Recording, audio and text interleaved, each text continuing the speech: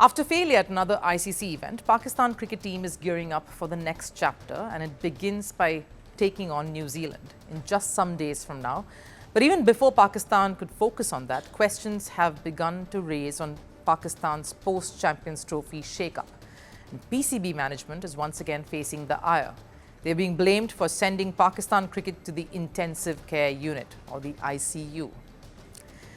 Pakistan cricket needs oxygen support, yes, we know that, and fast. After failing to win a single match at the Champions Trophy, the country made massive changes to their squad. Mohammad Rizwan, their captain, was not only axed from T20 captaincy but was dropped from the side altogether. Babar Azam too was shown the door. Shadab Khan, who last played at the 2024 T20 World Cup, has been called back in, and that's raised eyebrows. Shadab failed to find a place in the Pakistan squad for 8 months now. He was omitted from the Champions Trophy campaign owing to his poor form.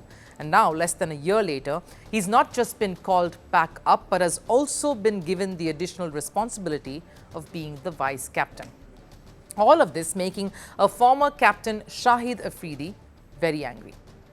On what basis has he been recalled? What are his performances in domestic cricket or otherwise that he had been picked again? The fact is Pakistan cricket is in ICU because of incorrect decisions. Afridi clearly feels a move that was supposed to act as a ventilator support is proving to be a disastrous one. Fact is, Shadab Khan hasn't had a remarkable international career to back him here. The all-rounder has had an average T20 stint with Pakistan. In the 104 matches that he has played, he averages 17.86 while batting with a strike rate of a little over 130. While bowling too, he's picked up 107 wickets at an economy of 7.24. Not a grand career to show if you are an all-rounder, and a decision that only shows Pakistan making a U-turn on their own call not too long ago. Because Shadab didn't play any domestic T20 matches post the World Cup too, and yet he was picked as the vice-captain in the squad. So how come he suddenly became so important when he was clearly not needed 8 months ago? Or is it just Pakistan's age-old mantra of making rapid changes to show they are working on creating a turnaround? There is no continuity, consistency in the board's decisions and policies. We keep changing captains, coaches or some players, but in the end, what is the accountability for board officials? How can our cricket progress when there is a sword hanging constantly over the captain and coach's heads? Afridi, who himself has been part of a golden phase for Pakistan cricket, didn't just slam the PCB management. He went ahead to highlight what is plaguing Pakistan cricket according to him. He spoke about a conversation he had with PCB chief Mohsin Naqvi, where the chief accepted that he didn't know much about the sport. He wants to do well for Pakistan, but in the end, he depends on advice, and I told him he can't continue doing 3 jobs at a time. He needs to focus on one job because being PCB chairman is a full-time job. Afridi says, of course, Naqvi wants what's good for Pakistan cricket. But here's the question. Shouldn't the person who's in charge of a country's cricket board should either be a former player or someone who's got enough knowledge of how things work? Especially in a country like Pakistan or even India. In India, the president of the cricket board is Roger Binney, a World Cup winner. And over in Pakistan, the PCB chief is also the Interior Minister of Pakistan. How does that justify his position as chief? I'm not saying he had anything to do with the squad selection, but if the leader isn't taking cricket seriously, how will people work under that vision?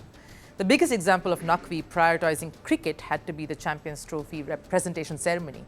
Despite Pakistan being the host, Naqvi decided to give the final a miss. Why? We don't know just yet.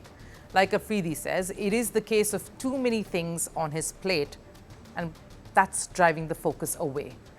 Whatever the case, Pakistan cricket needs more than just a ventilator support. It needs surgery, and preferably by one who has the right credentials and the time to do it in. Merci beaucoup. Hi, how are you? Very well, thank you. Thank you for being here. Namaste, Mr. President. Bharat ke logon ko meri namaste. How many people generally follow you in interviews? Typically in a month, we have viewers up to 150 million. That's more than twice the population of France. And in the last 2 years, we had 3 billion viewers. So I say, Rohit, this is your chance to be famous. You're on Firstpost. One word to describe your equation with Prime Minister Modi. amitié. As India and France work together, are you creating a new era of non-alignment in the technology space? India is a training superpower. 1 million engineers a year, more than all of Europe and the US combined. So we have that partnership. We have a partnership on the environment and the economy. We also have civilian nuclear programs, and that is something we've developed far beyond the France-India relationship. So we want to work together on AI. And then comes China with its DeepSeek, creating models at a fraction of the cost. Did that innovation take you by surprise? Did that breakthrough make you sit up and think, what did the Chinese do and how? But what did DeepSeek do? They took everything that was already available from the last AI model, and then they recalibrated it. So are you going to ban Chinese AI in France? So we don't have this American approach of banning tech because of where it comes from.